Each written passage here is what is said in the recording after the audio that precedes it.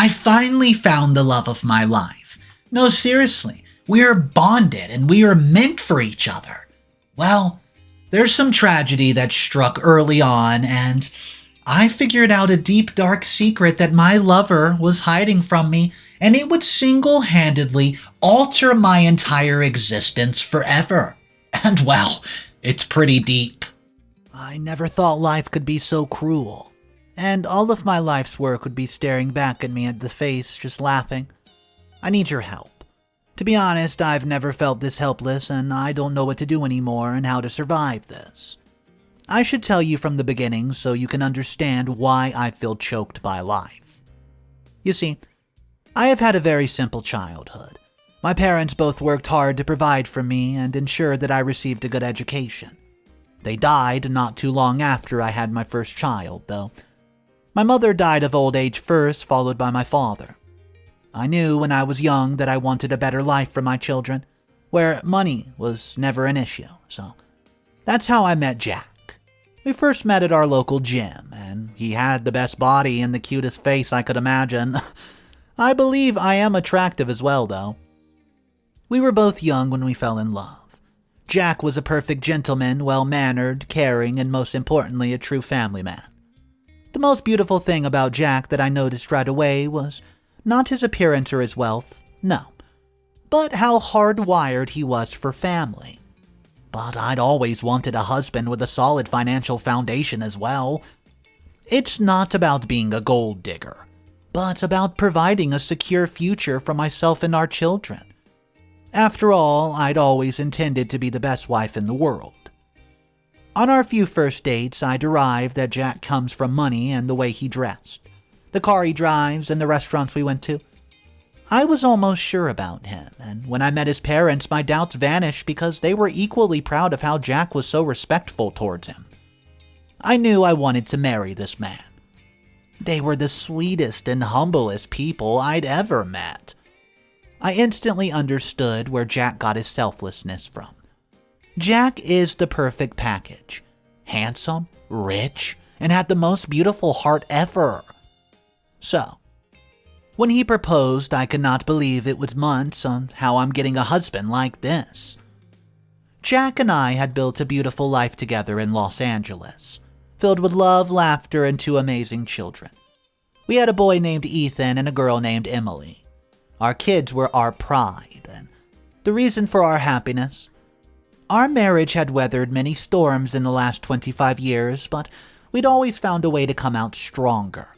We were a team. Jack and Linda, and nothing could break us. I was most happy with how my life turned out to be. Both children were teenagers, and even after so many years of togetherness, the spark in our marriage was still alive. My parents would be smiling down on me, seeing me living my dream life, but it was too damn good to be true. Fate had other plans. It was a regular afternoon when I got a call from my husband. He'd been out on a business trip for the past 15 days, and I was desperately waiting for him to come back. So, every 2 to 3 months, he goes to some beach house for a business meeting with his partners. Jack says the location doesn't have connectivity, and it's best for them to just leave the distractions aside and concentrate fully on work. But these days are the hardest for me because I don't get to have any words around Jack. So, today when he called, I knew he was coming back and jumped to pick up the phone like an 18-year-old. As I picked it up, I could sense something was horribly wrong because this was not Jack's voice. The voice on the other end was shaky, filled with disbelief. It was Jack's business friend, Mike. Linda. I don't know how to say this. Jack. He's gone. Yeah, he was in a car accident, I'm sorry. The words hit me like a train, making the air hard to pass out of my lungs. It couldn't be true. Jack, my rock, my partner, was gone in an instant? I collapsed to the floor, tears streaming down my face, unable to feel the magnitude of the loss. I called Jack's phone again and again and again, and went to the hospital where he was taken by ambulance. The moment I saw the lifeless body of my husband is an image that still haunts me at night. His body was badly beaten up, his car hit by a truck because of overspeeding, and Jack died on the spot along with its driver. Jack had this driver for as long as I can remember, and now both are gone. Mike was waiting outside the room with his eyes swollen, but I could not find anybody else. I asked Mike if any other friends were hurt. Jack had 5 business partners and nobody was around. Mike told me everybody was safe and hugged me in condolence. I cannot think about this right now, I just can't. What'll I do? What do people do when the sudden love of their life vanishes into thin air like smoke? Children, my children, I have to tell them that their father's gone? My children's love for their grandparents, and so I made less difficult chores here for myself. I called my in-laws and informed them about the horrific incident, hoping that they could help me break the news to my kids, and I could hear the heartbreak over the phone. They texted me within the next 15 minutes that they were on their way to my house. Mike also helped me with legal implications of releasing the body of a victim who died in an accident. We got home the next morning and a few police officers came by to ask for some basic details about his roots and the purpose of the visit. The answer I gave them did not help their investigation, though. They looked at each other confused and left. As we had a funeral arrangement at our home, it did not feel like a good time to open up wounds. Days turned into a blur as friends and family rallied around me, offering their condolences and support, but their words of comfort fell on deaf ears. I was lost in a sea of grief, unable to make sense of the world without Jack by my side, but the reminder of it's just been for 5 days came from the police.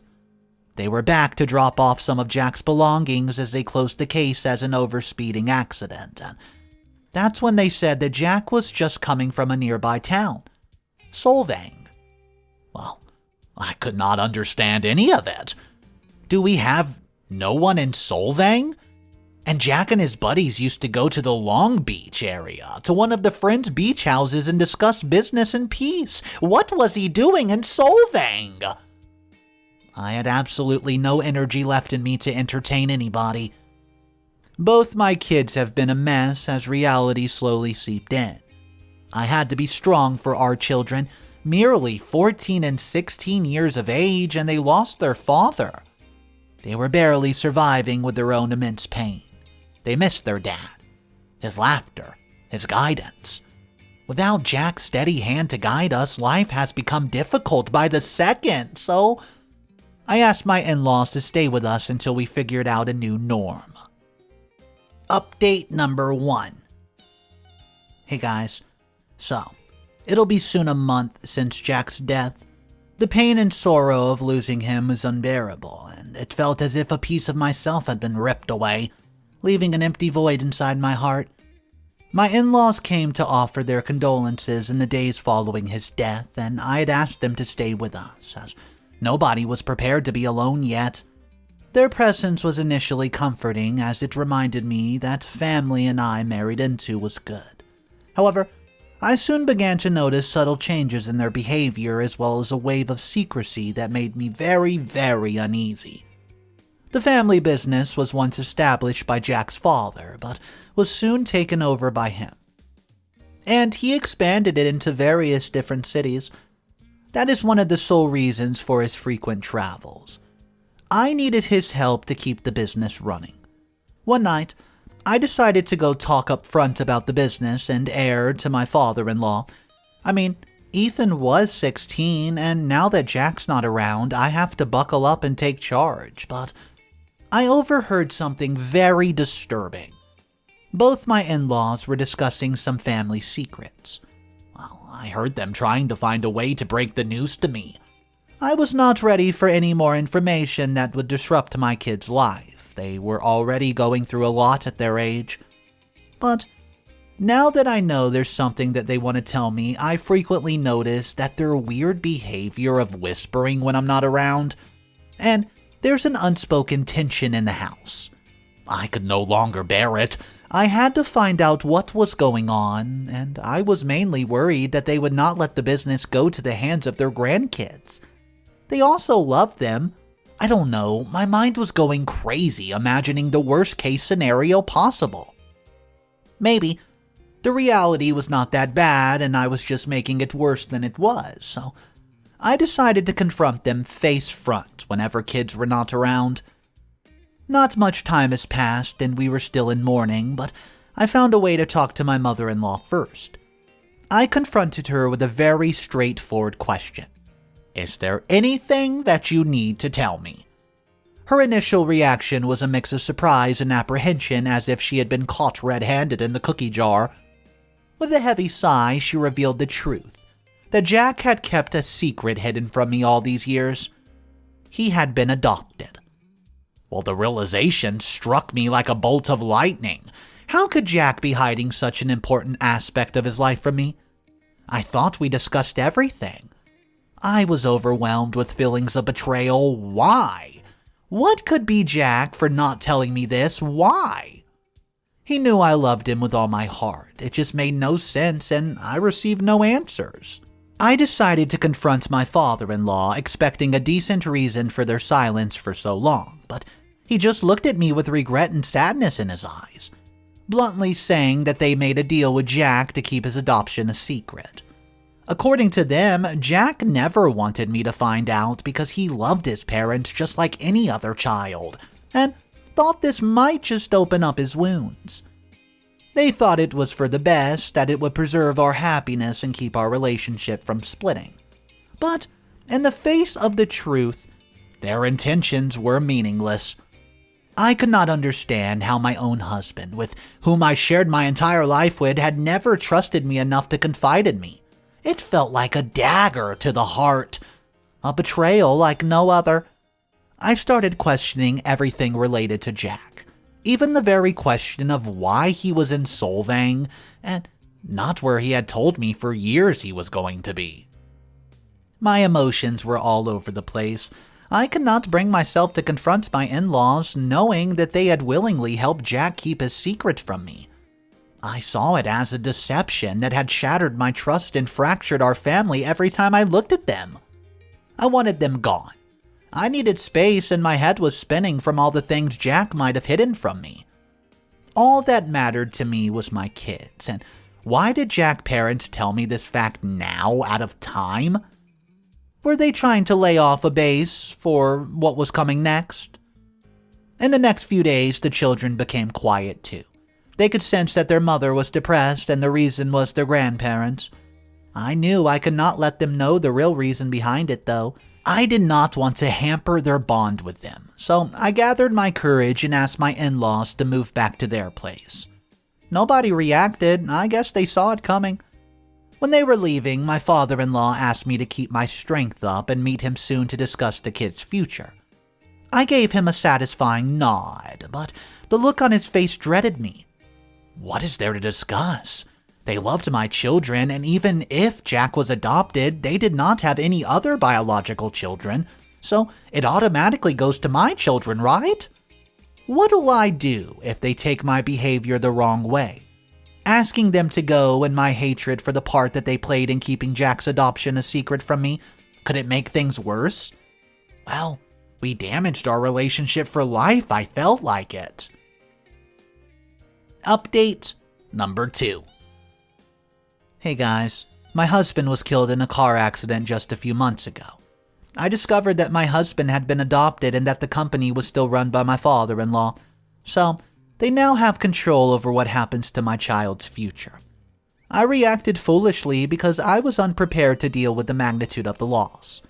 I basically asked my in-laws to leave my house so that we could grieve. But I forgot that they also had lost a son, and for that I hate myself. Have you ever felt so lost in life that you want to flee, but you can't because your children rely on you and there are still so many milestones to see? Because that's exactly how I've been feeling. It's difficult to tell the difference between reality and life. I'm lucky enough to get sleep. I dream of the days when Jack was around, and when I wake up, I know now I won't be able to sleep easily. I wish I had my parents with me. They were not rich or not even highly educated, but they loved me deeply, and they are the only ones who can make me, feel better and take me out of this deep pit.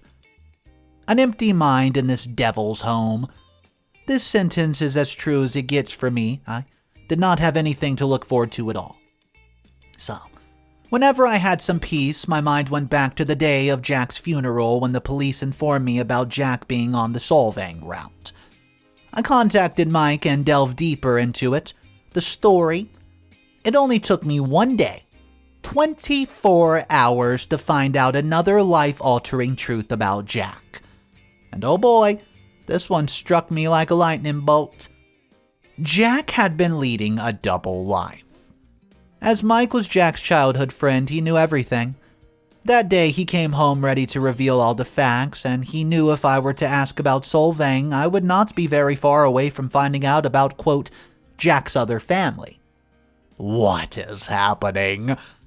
The beach house that he claimed to frequently visit for business was not just a simple business getaway.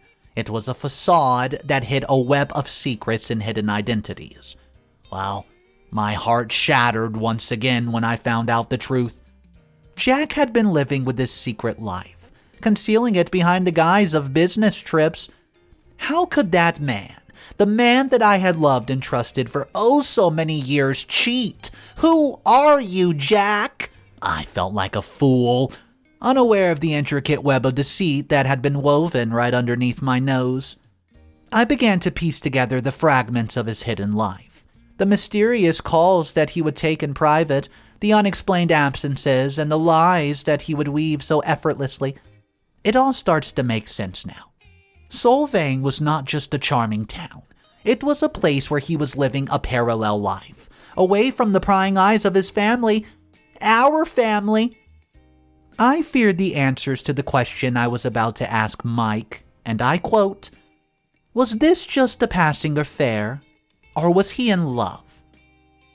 Mike just kept looking down at the floor like he was trying to search for the right words hidden somewhere in the tiles. Rather, his silence was saying so many things without him talking. So, I asked a different question this time. Do they have kids? Mike nodded. Suddenly, the lights in the room formed a shadow and the furniture was rotating like I was on a swing. My eyes got heavy and Mike was gone. I woke up after half an hour with Mike and both Emily and Ethan standing on my head with a worried look. I quickly realized I fainted. It must have been because of keeping myself hungry and dehydrated all the time. At the moment when I was trying to get up from the floor, I fainted. I realized I was lighter than before. I lost so much weight in just a month. I saw both my children crying and hugging me, and oh God, this must be so scary for them to lose their father physically forever, and now to lose their mother mentally. I had to start living for them and get my act together. I hugged them just to make them feel safe, and they crumbled in my arms like soft paper.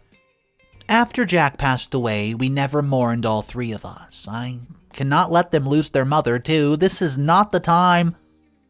Of course, the truth left me heartbroken, and I could not digest how someone I had shared my life with these dark secrets, and played with our emotions for over 2 decades.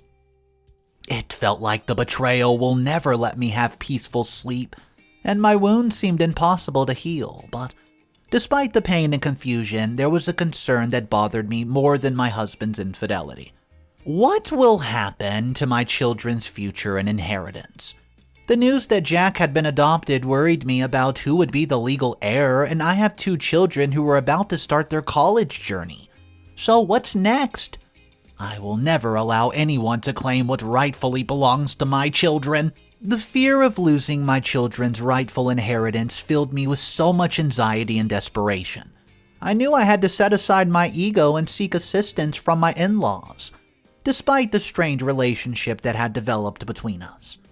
They had been complicit in keeping Jack's adoption a secret, but they were completely unaware of Jack's secret family, and I knew I needed someone's strength by my side if I had to survive this.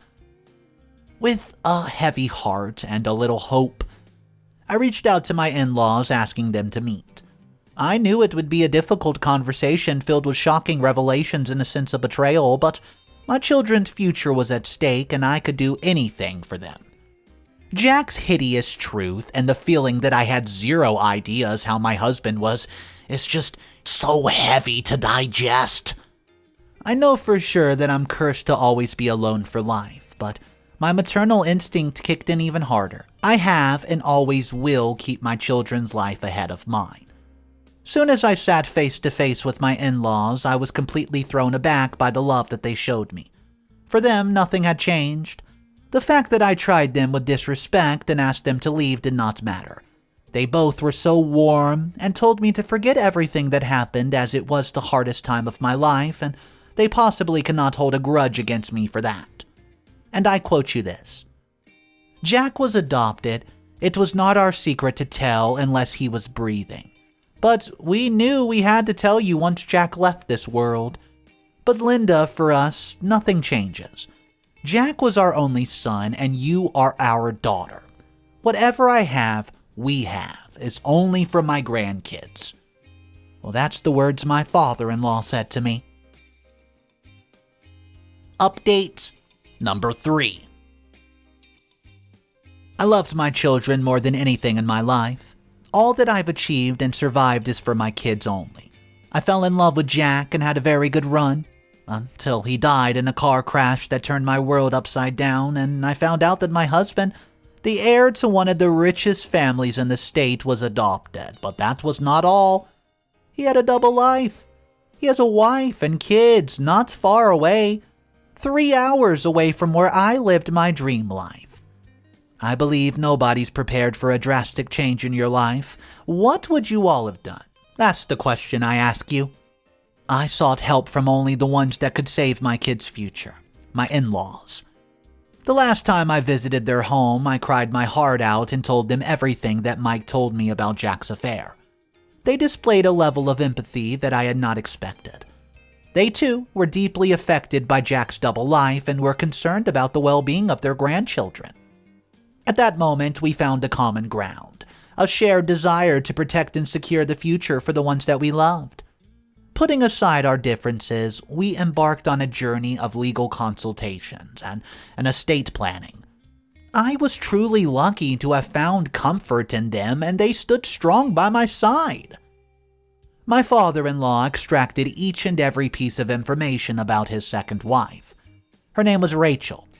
Of course, they're not legally married, but she has a biological child with Jack. So that definitely complicates our situation a bit. But I had the upper hand and support of my in-laws. It was an emotionally draining process with complexities. When Rachel found out about Jack, she tried to swoop in on it by just blaming Jack that he had kept the first marriage a secret and now she deserves half of his inheritance because of the betrayal. She had a child who she had to support, you know. So, I do sympathize with her because just a few months back I was in her shoes. But the situation Rachel was in, it did have consequences of her bad choice and not bad destiny like me. Thanks to Mike, the implications did not last long. Mike was Jack's friend, but we did have an important bond too, and he too had betrayed me when he had helped Jack help this secret life out. So this was his gesture for redemption. He testified on our behalf that Rachel was aware of the reality throughout the affair. We gathered all the proof we can to prove that Mike's testimony was right. All the details and information was just opening up wounds directly to my heart. I realized there was so much happening around me, but I never doubted Jack at all because I loved him enough to never even imagine him doing something like this. Through it all, a sense of unity emerged between all of us. A realization that despite the secrets and the broken trust, we were all bound by a shared love for our children. I survived every difficult conversation with tears of pain in my eyes, but we navigated all the steps of the legal system to ensure that my children's inheritance would be safe and that their future would be secure. It was the hardest earned victory of my life, and through it all was a constant reminder of the painful truth of Jack's hidden life. In the end, we won the legal proceedings, and a fragile truce was settled between us. My wounds of the past would take time to heal, and the scars would forever remind me of the shattered trust, of the man I loved and how he turned out to be something entirely different. But during the turmoil, a newfound understanding emerged between me, my in-laws, and my two beautiful children who have a very hopeful life ahead of them. Though the pain of Jack's betrayal would always linger, I realized that in seeking help from my in-laws, I had taken a step towards ensuring a stable future for my children. Rachel, well, she was left with nothing as she willingly had an affair with Jack, knowing I and my children exist. Jack was no more, but I hope that wherever he is, this is a hard karma lesson for him. He's destroyed the life of Rachel and his child. I mean, I don't hate Jack. How can I hate the person who I've loved for half of my life? But I certainly cannot forgive the men who deliberately chose to live a vulgar life, now can I? Sometimes I still wonder if Jack had not been in the accident, would he ever tell me about Rachel? Or maybe he would just silently write his will and divide the inheritance between Emily, Ethan, and his other child. I never met Rachel. We made sure that I never crossed paths with her or the kid. I don't even know how she looks, nor do I plan to ever find out. My life was always about Jack and my children. Now, Jack has served the hard path through karma. I'm going to live my life with dignity. I teach my kids to never disrespect their father. After all, he has provided them with all that we have, and he loved them dearly. It was a humbling lesson in setting aside personal grievances and prioritizing the ones we love. Even with heartache and shattered trust, I remembered him with love. I will survive my life and serve my purpose. Whatever happened to me for the past few months only made me better and stronger as a person. Above all, it made me realize the importance of having your loved ones around. Okay, honestly, guys, to me, the most devastating part of this story was OP's children. The 14 and 16-year-old, they were just going through so much. But I would like to ask you, what would you have done if you were in this position and you come to find out that the love of your life not only died in an accident, not only was in the wrong part of the town that you simply did not expect him to be there, but also had a whole nother life behind your back, a secret family? What would you do about it, guys? Drop your thoughts down below. Let's discuss it in the comment section because this one is crazy. Alright, thank you for joining me though, guys. If you want more daily videos, go ahead and click that subscribe button. I will see you guys in the next one, and remember, it's cool to be kind. See ya!